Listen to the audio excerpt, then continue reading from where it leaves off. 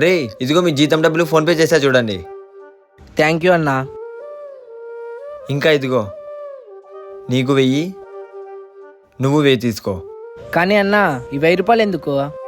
అదా మీ జీతంలో 1000 రూపాయలు పెంచాను రా. కానీ అన్న మీరు 1 సంవత్సరం తర్వాత పెంచుతా అన్నారు కదా. మీ వల్ల నా బిజినెస్ బాగా జరుగుతుంది. దాంట్లో 1000 రూపాయలు ఇస్తే ఏమవుతుంది?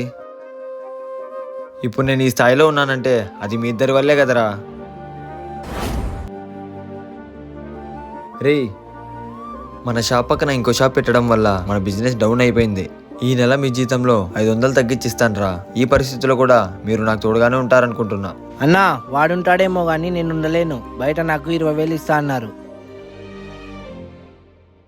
రే నీకు బయట ఎక్కువ జీతం ఇస్తారంటే నువ్వు కూడా వెళ్ళొచ్చు. అన్నా నాకు చాలా మంది పిలిచారు కానీ నేను వెళ్ళను. నీ వల్ల మా ఇంట్లో వాళ్ళు 3 పూట్ల తింటూ సంతోషంగా ఉన్నాం.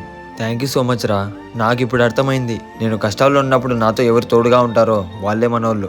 లేకపోతే బయటోళ్ళే డబ్బులు ఎక్కువ ఇస్తారంటే చాలు ఇలా చాలా మంది వదిలేసి వెళ్ళిపోతారు. కానీ నేను కష్టాల్లో ఉన్నా నువ్వు నాకు తోడుగానే ఉంటా అంటున్నావు. థ్యాంక్ యూ సో మచ్ రా.